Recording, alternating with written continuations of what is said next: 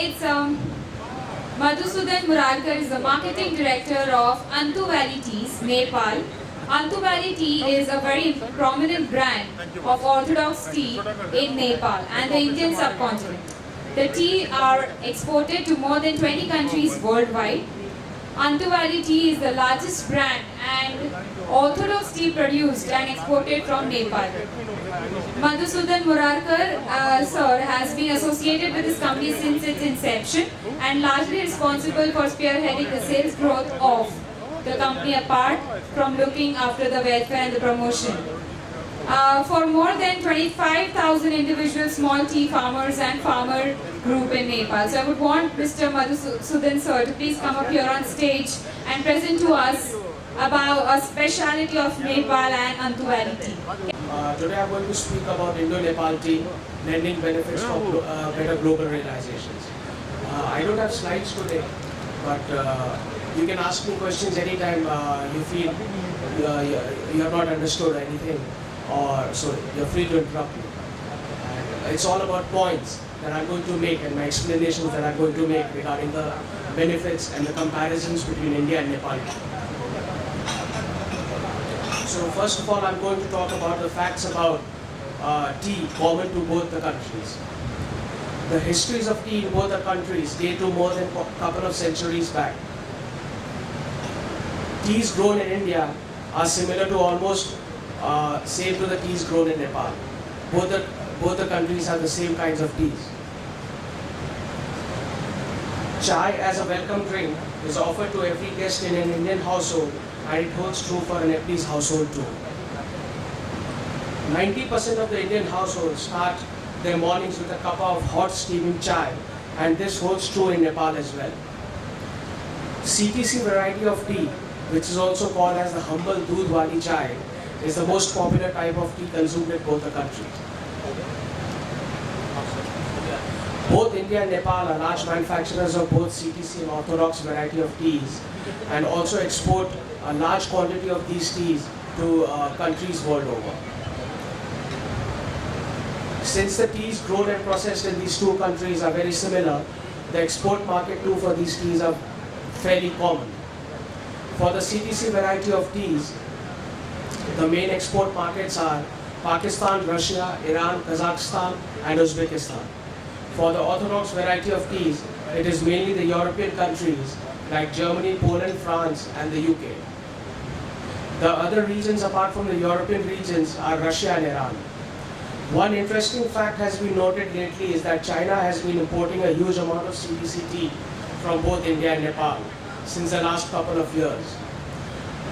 I use the word interesting because China, being a massive country itself, is the world's largest producer, consumer and exporter of tea. But according to reports, Chinese people have found a special liking to the Indian and Nepalese CTC tea variety, which in coming months and years is expected to double in otherwise green tea drinking nation, because China heavily drinks green tea. In fact, a person drinks about 1 to 2 liters of green tea every day, every person in China, in hot form and cold form both. One startling and interesting fact, one more, is about Nepal and Indian CTC tea is that both countries are actively involved in the export and import of these CTC teas between themselves and vice versa. Wagh Bakri Tea Company, which is based out of Gujarat, Ahmedabad, is the third largest tea packaging company in India today, and it is the largest importer of Nepal CTC tea today. A lot of Nepali people cannot do without their daily fix of Assam CTC milk tea. So Indian CTC tea is equally popular in Nepali homes also. One more fact is that has been brewing about orthodox tea between both the countries is the most famous of all teas grown and produced out of India is Darjeeling tea. It is more popular overseas than in India. In fact, in Britain, Darjeeling tea is a household name similar to chicken tikka masala. The production of Darjeeling tea annually is about not more than 90 lakhs kilos, produced through about 87 or 88 tea gardens located in the upper and lower regions of Darjeeling district. The 90 lakh kilos produced annually is not enough to fulfill the domestic and international demand of Darjeeling tea. Over the past 7 to 8 years, there have been news in the market that about 1.5 crore of Darjeeling tea was available for sale in the market since 2005, whether it was local requirement, export requirement, or auction availability. What surprised every person is that tea market was in the tea market that was how could 1.5 crore kilos of Darjeeling tea be available in the market when the annual production itself was roughly to 90 kilos. So that was a really startling and interesting fact. But after some research and investigation was carried out, it was found out that Nepal Orthodox tea was fulfilling the demand and supply gap of Darjeeling tea. Because Nepal and Darjeeling tea, Orthodox tea are very popular. If you keep Darjeeling tea on one side and Nepal Orthodox tea on one side, it is very difficult to tell which is which. Similar to like Nilgiri's tea, the teas that is produced in Tamil Nadu and the tea that is produced in Sri Lanka. If you taste those teas, it is very difficult to differentiate between those two types of teas.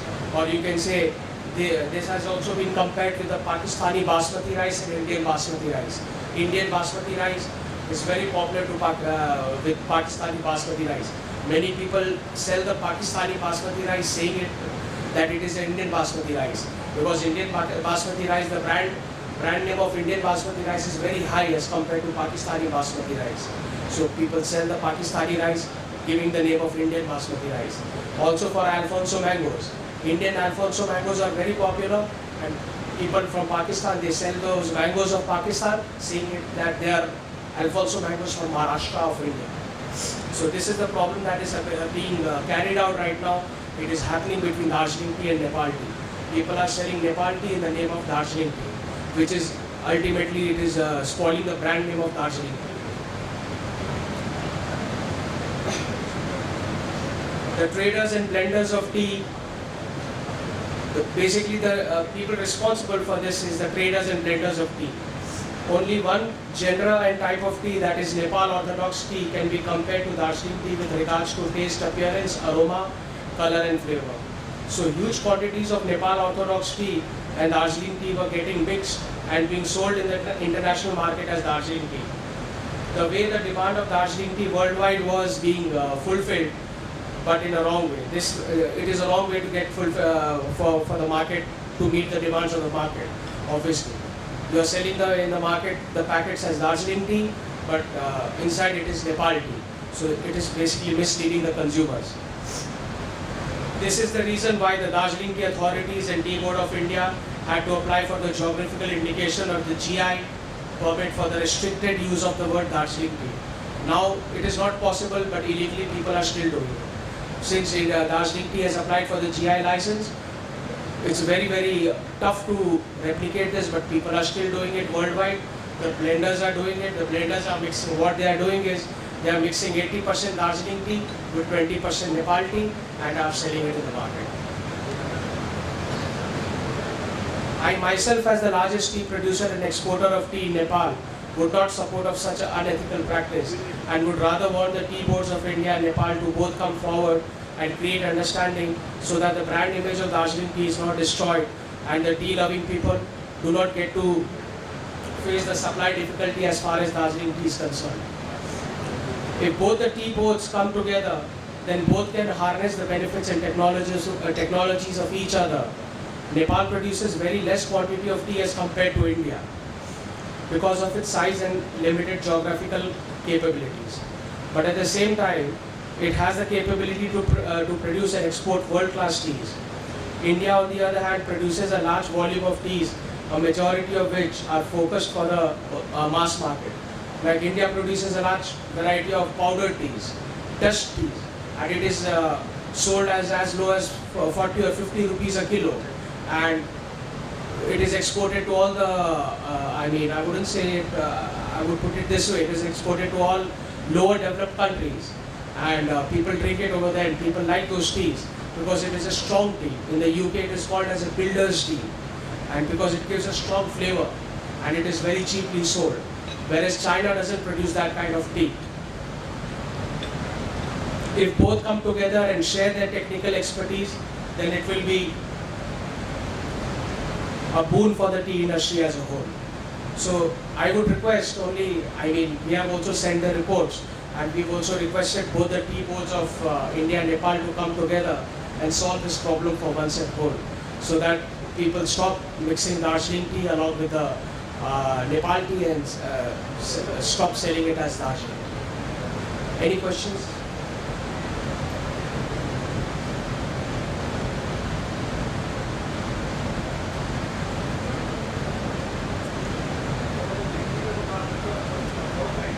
Hindi में जरूर बता देंगे.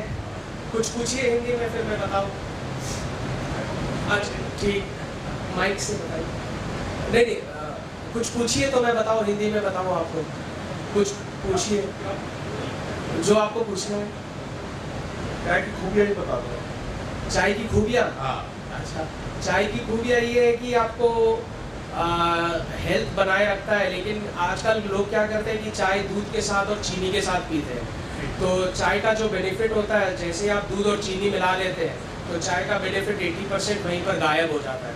तो ये चीज़ लोग नहीं जानते, क्योंकि अक्सर क्या लोग करते हैं कि सुबह उठते ही उनको चाय चाहिए, या बहुत लोग होते हैं जो बाथरूम जाने से पहले चाय चाहिए, तो वो दूध वाली चाय पी लेते हैं शुगर मिला के. तो हेल्थ के लिए ख़राब होता है, क्योंकि दूध गैस क्रिएट करता है स्टमक में, और एम्प्टी स्टमक में पियो तो ज़्यादा गैस क्रिएट करता है, और चीनी में कैलोरीज होते हैं. तो इस तरीके से चाय बेनिफिशियल नहीं होती है बॉडी को. तो अगर बेस्ट बेनिफिट अगर चाय का उठाना हो तो विदाउट मिल्क एंड शुगर ही पीना चाहिए. और यही तरीका है जैसे जो चाइनीज़ लोग पीते हैं. चाइनीज़ लोग कभी भी दूध और मिल्क एंड शुगर नहीं बनाते, और गर्म ही पीना चाहिए चाय को. कभी भी आइस टी नहीं पीना चाहिए, क्योंकि आइस टी पी रहे हो तो ice tea is as similar to coca cola और थम्स अप. क्योंकि आइस टी में वो थोड़ा सोडा मिला हुआ होता है, चीनी बहुत मिला हुआ होता है. हाँ जी, कुदरत की चीज़ें वो खत्म हो जाती है. वो कुदरत की चीज़ें ख़त्म हो जाती है. और दूसरी बात ये है कि मशीन वाली चाय कभी भी नहीं पीनी चाहिए, क्योंकि मशीन वाली चाय में बहुत मिल्क पाउडर और चीनी होता है, तो हेल्थ के लिए बहुत ख़राब होता है. इस मशीन वाली चाय 1 कप अगर आप पीते हो तो it is similar same as eating 1 bar of chocolate, क्योंकि उतना ही कैलोरीज चॉकलेट में होता है, उतना ही वो मशीन वाली चाय में होता है. तो मशीन वाली चाय तो कभी भी पीनी नहीं चाहिए, और टी बैग वाली चाय भी नहीं पीनी चाहिए, क्योंकि टी बैग वाली चाय जो क्या होता है, वो जो कपड़ा होता है, जो टी बैग वाला जो नायलॉन कपड़ा होता है, वो ब्लीच किया हुआ होता है. तो वो केमिकल से ब्लीच किया हुआ होता है. तो जब भी आप वो टी बैग जब कप में डालते हो, गर्म पानी में डालते हो, तो ब्लीच पूरे केमिकल्स उसके रिलीज हो जाते हैं और वो चाय में मिल जाते हैं. तो इसीलिए कभी भी टी बैग वाली चाय जहाँ तक पॉसिबल हो अवॉइड करना चाहिए. Hello.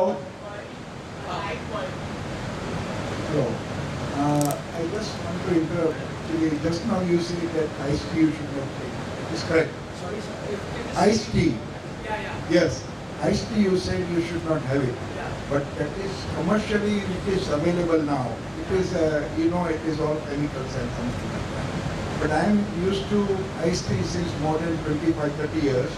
And that is normally. Say you take Darjeeling tea leaves, boil and you keep it and with ice and in freezer with honey and everything. Yeah. And some dash of some basil leaves or something. That is healthy tea. Yeah. But it is iced tea only. But Yeah. it is not in iced tea in commercial sense. I got your point. That way, the way you are drinking iced tea is still healthier, because you are just mixing the leaves. First, you are brewing the leaves Yes. and then adding the ice over it. That is a healthier way to drink iced tea. But overall, it is still not healthy to drink iced tea because of the contents, because it is cold. And cold brewing teas are not as healthy as hot brewing teas. Garam chai kabhi bhi it is more healthier than cold brewing teas. Okay, in iced tea brewing, would you think that is orthodox tea leaves, old tea leaves, Yeah. should be brewed means slowly on the burner, or Yeah. boiled water you put the leaves? No. First you should put in a cup, you should put about 2.5 grams of leaf tea, and then over that you should pour the water at 100 degrees Celsius Yes. if it is black tea, and 80 degrees Allow Celsius it if it is green tea. Allow it to brew for 3 or 4 minutes, and then you can add ice and or put it in the fridge for 2 or 3 hours, and then it becomes iced tea. And if you want to add sugar, little bit sugar you can add, or you can add honey if you want, or any maple syrup, anything like that, to make it a bit sweeter. Yeah, maple syrup, people think maple syrup is a substitute for sugar, but No, it's different. people say it is a substitute for sugar, but it gives some taste. It's something like honey taste. Different. Thank you. Yeah, stevia is very much healthy because it is a plant-based sweetener. So stevia is the most healthiest form. In fact, it is the most healthiest, and it doesn't give any side effects. Hello sir, Yes. light boiled and dark boiled tea difference light boiled tea and dark boiled tea. In the difference between light and dark boiled tea is that dark boiled tea contains more caffeine. It gives you a more burnt taste. It gives you a more darker color, and when you drink it, it will give you a more stronger feeling. It will give you as if you are drinking something very, very bitter. So that is the main difference. And it has more caffeine, that's it. Because the caffeine content is more and the toxic content is also more. So basically it is not good for health. If it says that just brew the tea for 3 or 4 minutes, then you should just brew for 3 or 4 minutes, not for 10 minutes. Because the toxic content will be high and the health benefits will be diminished immediately. So it's not advisable to drink teas that are brewed for 10 or 15 minutes. So just brew it for how much ever time it is recommended. For green tea it is normally 2 to 3 minutes. For black tea it is about 2.5 to 3.5 minutes, depending upon the size of the leaf and type of region of the tea. In this scenario, when instant tea powders are made from the tea, I think maybe from tea waste or something like that, so they will have all the negative ingredients of the tea, or it will have only positive. What is your opinion? Instant tea powders are very bad for health. It is basically a convenient tea. People while traveling from one place to another, when they are traveling in a flight or a train, or when they are traveling out of India, then they like to carry these masala chai packets because it is very convenient to make. That is why in all the machines, machine wali chai jo hoti, wo instant tea to hai. It contains mostly sugar. It contains milk powder and instant tea. And milk powder is full of sugar. And it contains, over the top of milk powder, it contains additional sugar. As you said, brewing has to be done for 2 to 3 minutes or 4 minutes. When instant tea powders are made from the waste of the tea, brewing is done for longer period of time, or it is not? No, brewing is not necessary. You just add the hot water or cold water and then the tea is ready. No, for making of instant tea powder, the For manufacturer, manufacturing? yeah. I'm not aware about that, but as far as I'm aware, for manufacturing of instant tea powder, you require the instant tea. There is a... No, I am talking about instant tea itself. When it is made from tea powder, Okay, then. that No, time then- it is brewed for 10 minutes or more. That I'm not aware because that is completely a technical manufacturing part. You don't make instant tea. No, we don't make instant tea. We make raw tea, we make raw materials for the instant tea people. Instant tea manufacturers buy the raw materials from us. What is that raw material exactly? It is the basically the leftover leaves, leftover green tea leaves. Thank you.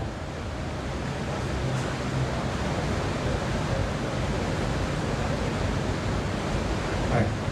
I have two questions. One is green tea. How many times a day you think it is good to have? That's first question. And secondly, for slimming, do you have to mix with it honey or lime or something like that? Green tea you can have it as many times a day because it contains a very less amount of caffeine. So you can have it say 5 or 6 times a day. And you can because Chinese people they have it throughout the day. In fact, they carry a sipper bottle along with them and they just keep sipping it every day. And green tea you can just have it. But just remember one very important thing. People have been drinking cold green teas these days, iced green teas. Iced green teas are also available in the market. In India it is not available widely, but worldwide it is available. In countries like Europe and China you can find it in every shop. So cold green teas or iced green teas do not provide the benefits of hot green teas because it is the hot water in the hot green tea that provides the actual benefit. So you can drink as many cups and don't add any sweeteners. As far as lime is concerned, you can add lime because lime provides the zest to the thing and it provides the antioxidant properties, but adding honey or any sweetener will just diminish the health benefits. Or if possible, just add 1 spoon. If you're drinking about 7 or 8 cups of green tea in a day, just add once, and other 6 times just drink it plain. Because drinking it plain, the green tea, gives the most amount of benefit. And try not to drink it with a green tea bag. just drink it with the raw green tea. Make it with the raw green tea. Sorry? Yeah, you get raw green tea also in the market. If you go to Hyper City, you have shops where you get the raw green tea. It is expensive, but then you can buy the raw green tea anywhere. Because green tea in bag, it is the smaller powdered green tea. It is not very good for health. Still, it is a convenient tea. It is more about convenience. But if you are drinking green tea for health benefit purposes, so why not drink the raw green tea? Why not make it raw? Why not boil the water and then make it and drink? It will give you double the benefits. Hello. No, any green tea, and if it is organic and without any pesticides, then it is the best green tea. Whether it is any brand, normally they don't sell by brands. It is normally by region, whether it is from Taiwan or from China or from India or from Nepal or from Pakistan. This is regarding green tea only. Yeah. Now, as you said, there is green tea, of course, is beneficial, but some hype is also created. Means it has regarding benefits kind or something. And whatever just now inquired, that is with sachet. So what you say, I agree, that is sachet you get the lowest kind of a quality mostly. And it is again harmful when you put in boiling water. That is right. So regarding slimming benefits, there are high-grown green teas and low-level grown teas. I come across Korean green tea right now. Korean green tea and Japanese also. But they mostly have the low-level growing. So is there benefit-wise, suppose you grow in Darjeeling or Nepal region, high altitude region, so that green tea and this green tea, what difference as far as your characteristics concerned? And slimming point I want to include. Is there, what is the exact benefit of slimming? Slimming. Green tea is concerned. Yes. The higher altitude grown green teas are less bitter basically, and it is not very green in color. It is about green and little bit of brownish in color. But the lower grown green teas are very much green in color and they are bitter in taste. But the most palatable taste and the most tastiest to drink is the higher altitude grown green teas, like Darjeeling, or if it is in Tamil Nadu, so Munnar side. So those green teas are and those are expensive also. Those are 3 times more expensive. They sell at about 1,000 rupees, 1,500 rupees per kilo. Whereas the low grown green teas sell at about 100 rupees, 150 rupees per kilo. But benefit-wise? Benefit-wise, obviously, the higher altitude grown green teas. And what about the slimming point? Actually, people claim that is in green tea, of course it helps, but how true it is? It is hype. The facts are hype that it helps in slimming. It really does not help in slimming because it's just a part of selling their teas and it's just a part of marketing gimmick and all that. Okay. But it is hype. But it does help little bit in slimming. It helps in curing cancer and curing blood pressure and also the diabetes patient and the high blood sugar and all. But little bit only, not much. So the benefits are overhyped and it's just carried out in newspapers. Few days back I read in the newspaper in Calcutta that green tea causes cancer. So from one of the shops I came to know that the sale of green teas has declined. So these people are just creating reports. Someday they say that green tea cures cancer, someday they say that green tea helps the disease of cancer. So I mean they just create this reports and just create this thing in the market. Wrong reports in the minds of the people in the market. So this is wrong. Your orthodox Nepal tea and also the green Nepal tea, Yeah. you are manufacturing. Yeah. They are also grown at similar altitude as Darjeeling, or it is little bit Very lower? similar. Similar. So they will have a quite similar taste and everything. Yeah. There won't be Nepal any- Orthodox, that is why I told in my report, Nepal Orthodox and Darjeeling Orthodox, it is so similar that you can't differentiate. It is like comparing, what to say? No, you said it. You said it. Yeah, it's like comparing. Most of your farming is at higher altitude. Yes. It is 6,000 feet above the sea level. Thank you.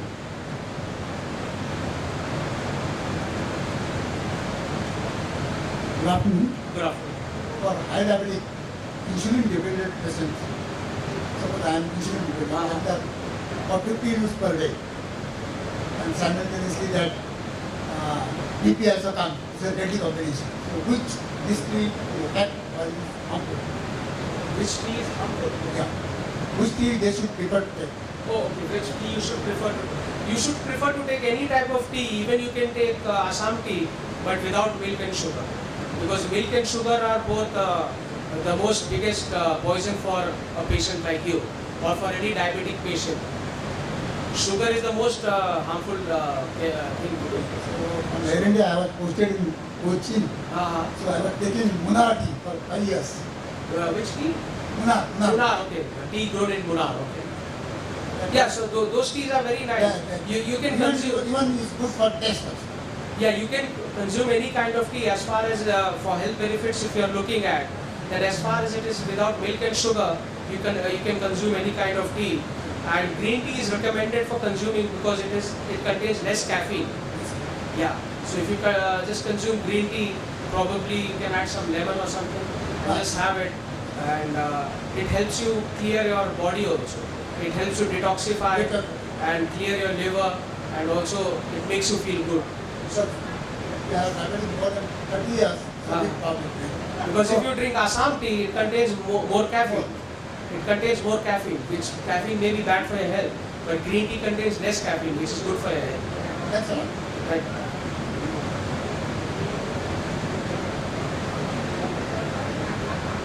Sir, as you said, there are different caffeine contents in different areas. Is there any chance of genetic modification in the tea plant to make a caffeine-free tea?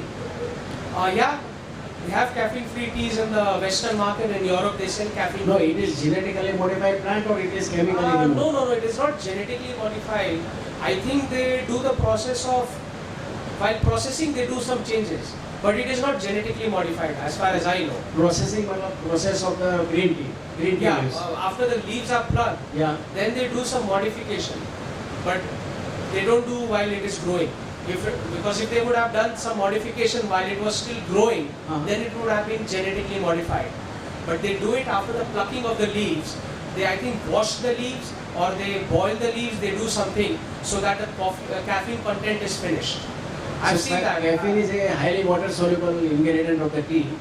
And Sorry? caffeine is a highly water-soluble ingredient of the tea. Yeah. And other ingredients like polyphenols and others are No, those are not diminished. Polyphenols and flavonoids are still there, but they make sure that the caffeine content becomes zero. So there is a process for doing that, and it is a healthier process. So that will be better because if you can extract the caffeine before you process the tea for fermentation and other process, then that caffeine can be sold as a separate ingredient and make a tea industry in a better position. No. What they do is whatever the waste of caffeine comes out, Yeah. they I think sell it to the, probably I don't know what type of industry, but they sell So it. that is what I am telling you. Whichever industry they sell, but they will fetch some money from that. Yeah, of So course they they will will. help to create a more better quality of tea, and then tea industry it will be economically it will be better to produce a caffeine free. Yeah, but in India people don't like drinking caffeine-free tea. It is not so popular over here. That's okay. That is not popular today, but can be popularized. Yeah, it can be popularized, like how green tea has become popular so So suddenly. can you not try out at your being a manufacturer and also a grower to produce a caffeine free tea and utilize the caffeine for some other purpose and show to the people that it is more economical and better? No, but the process of taking out caffeine from the leaves, it is very expensive process. It is a very, you have to set up a facility for That's that. okay. I agree whatever you say. Some sort of a process can be even more economically can be thought of with the chemical engineers or some other chemist can work on that and produce a caffeine free tea and a caffeine separately. Yeah, that can be possible. Yeah. Being in a industry and also in a farming, you can do at your end. Yeah. I request you to work on that direction. I will take your card after. Thank you.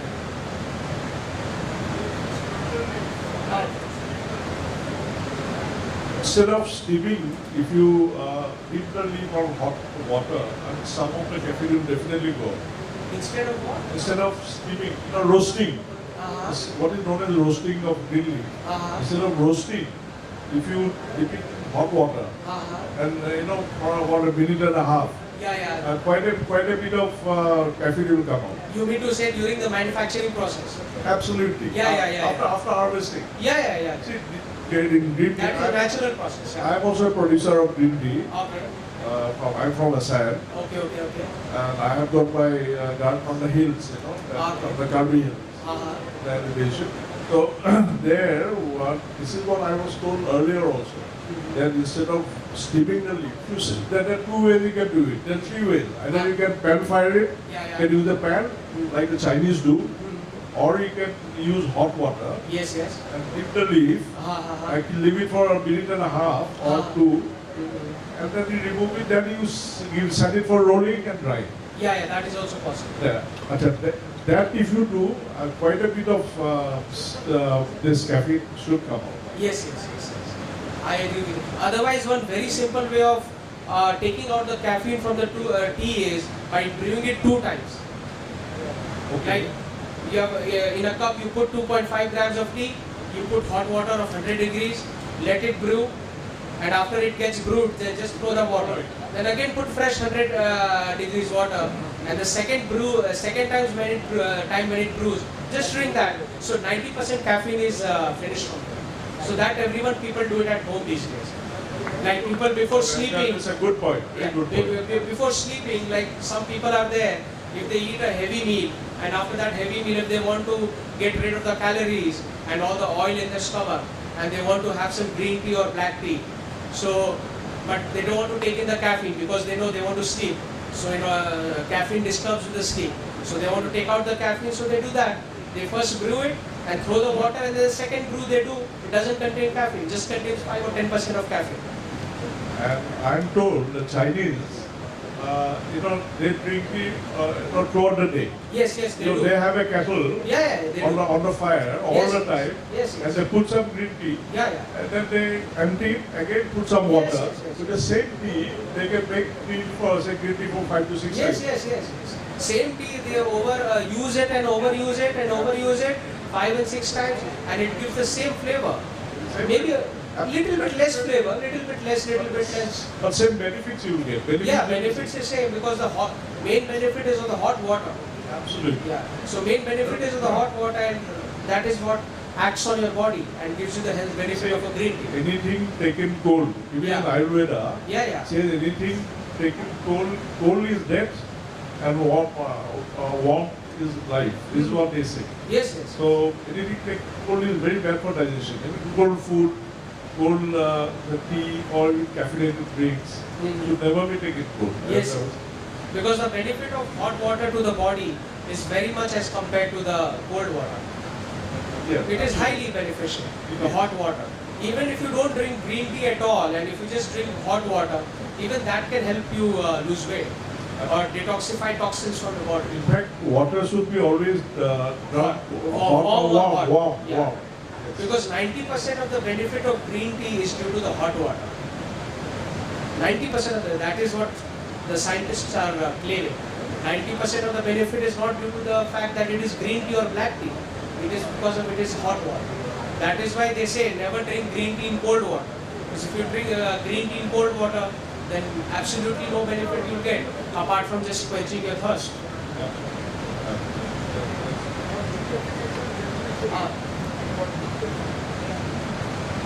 For decaffeination, as you say, first you have to see that is allow water to 120 degrees centigrade and then you put leaves, or it's 100 degrees centigrade. That's required. First you put the leaf in the cup, the raw leaf in the cup, and then you pour water. Never pour water first. Put the leaf first and then pour water from top. Allow to brew and then Allow pour it it to out. brew and then do it with the strainer. Yes. And because if you put the water first and then the leaf from the top, then the leaf won't break up so easily and it won't open up. Okay. Thank you very much. Thank you.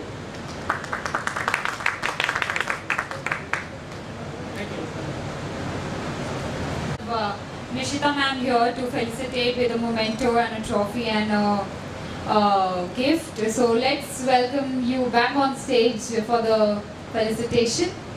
And in minutes we'll be back with another speaker. Till then you can have lunch break, you can just freshen yourself once again and come back to the conference room. Thank you.